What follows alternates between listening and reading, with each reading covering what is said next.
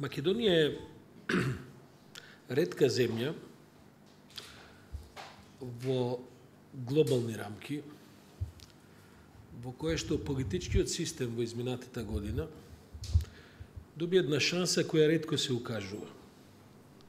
А тоа е преку еден процес на демаскирање на еден недемократски режим, да се објават над 400 разговори кои што во детали прават една практично еден фоторобот за тоа како се владеело во државата во сите сфери. И мислам дека тие 430 разговори, ако не се лажам, досега објавени, се само еден мал дел од она што го содржи кашето, од она што е во магазинот, од над, колку што ја разбирам, некои цифри се над 600.000, некои цифри се над 1.000.000 разговори. Знаете како во други држави паѓаат влади заради еден објавен разговор во кој што министрите разговараат за некаков вид на корупција, некаков вид на договарање за кршење на закон, за илегални акции и така натаму. Ние добивме над 400 разговори во кои што во детали, во така наречено во original voices, со нивни гласови, во разговори кои што траат по 30, по 40 минути, ги опишуваат своите злодела. Едното ниво на шок е самиот, да кажем, човечки аспект на тоа.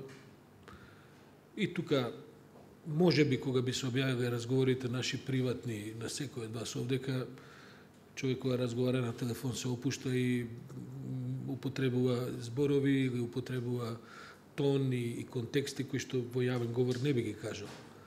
Меѓутоа, другото ниво е една исцртување на една комплексна шема за тоа како минуциозно во детали е заробена државата.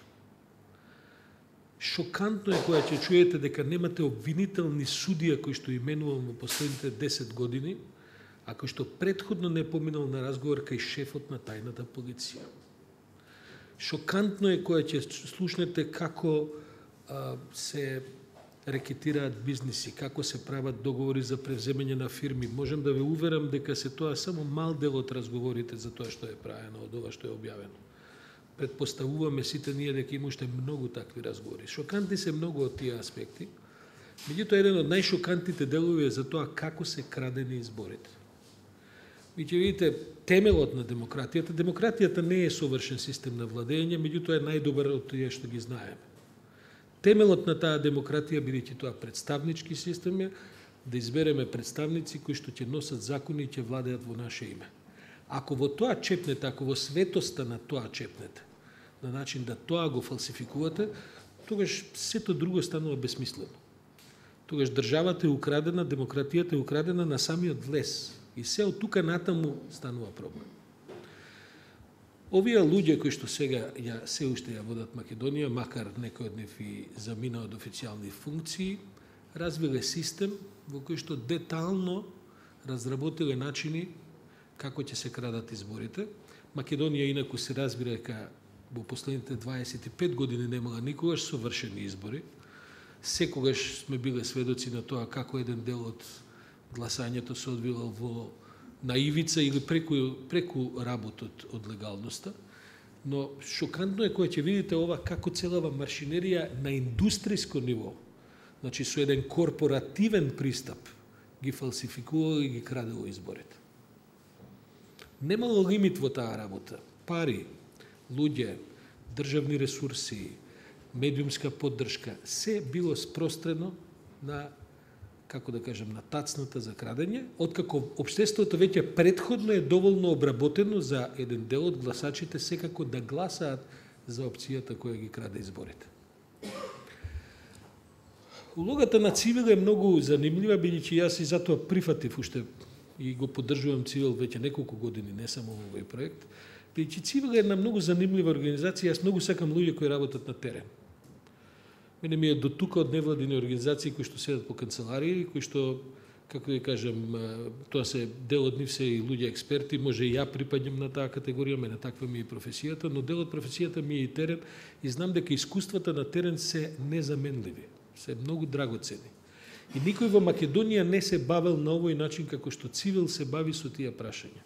Да излезе меѓу луѓето, да ги собере приказните, да отиде да констатира дека зградата нема трет влез, да отиде да констатира кај се наоѓа станот во кој што има 56 регистрирани гласачи, да отиде да го види човекот кој што вели дека се заглавил во лифтот и така натаму.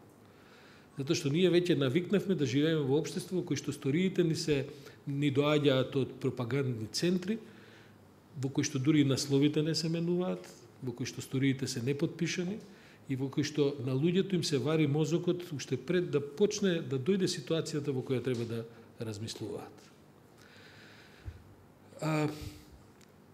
Од овие два аспекти, значи тоа што Цивил го прави и ова што се надевам дека сите ние го сведочевме минатава година и нешто околу ова раскринкување на оваа неправна држава, да дојдам до вчерашниот ден.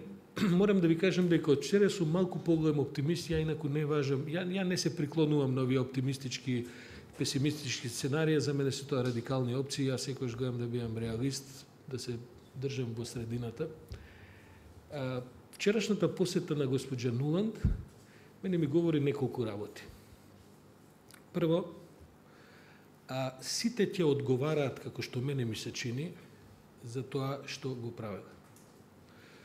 И гледам дека странците, при тоа мислам и на германците, на американците, на Европска унија, инсистираат таа работа се уште да се тера во институциите.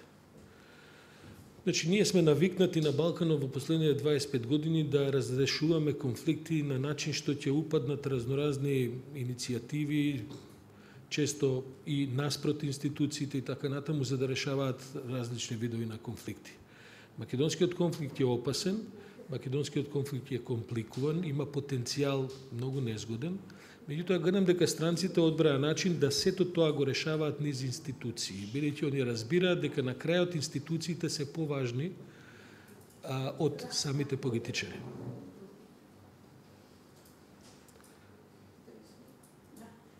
Не, ќе се допре муабет госпожата, па ќе... Тој аспект е за нас многу значен, иако сите сме ние на крајот на нервите.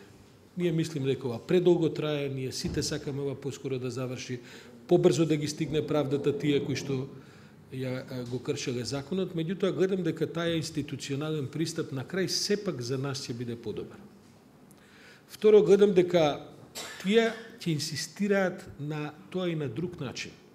Ние ќе добиеме специјално судско оделение, ние ќе добиеме специјална полиција која ќе се бави со ова.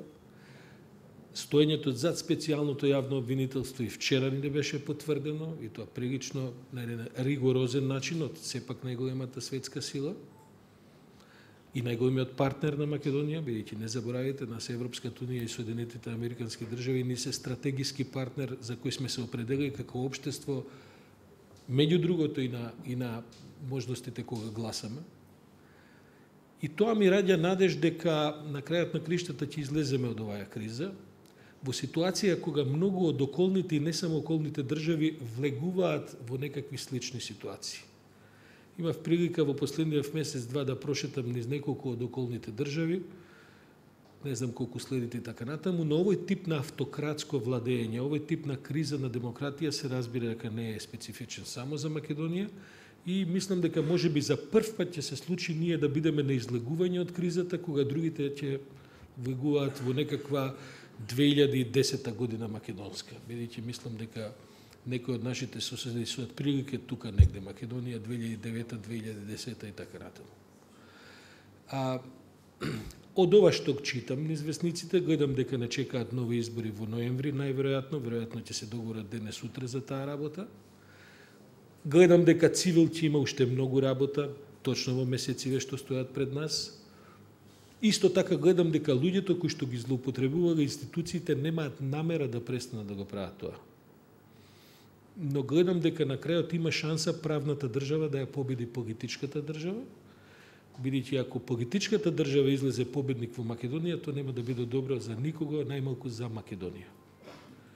Мислам дека овој тип на владење во кое што кога ќе го земете суверенитетот од народот, потоа се обидувате да правите што сакате, бидејќи сте над законот, дека на тоа после ова искуство со Македонија, барем за одреден период, ќе му дојде крај. Мислам дека како и да излезат резултатите на изборите, нема да имаме ситуација во која што некои од политичарите, бидејќи секако мислам дека овие што се замешани во криминали нема да учествуваат на изборите. Со нив е завршено тоа, помалку или повеќе е јасно. Но како и да излезат изборните резултати, мислам дека Македонија после оваа лекција ќе треба барем еден циклус од неколку децении за некој повторно да помисли дека може на ваков индустријски начин да влезе во злоупотреба на комплетниот демократски државен систем во општеството. Јас му честитам на Цивил и не само за публикација, него и за проектите. Мислам дека германската амбасада со право идентификувала потенцијал во Цивил и ги охрабрувам да продолжат да ги поддржуваат. Јас ќе стојам на располагање со некаков скромен капацитет да помагаме колку што можеме.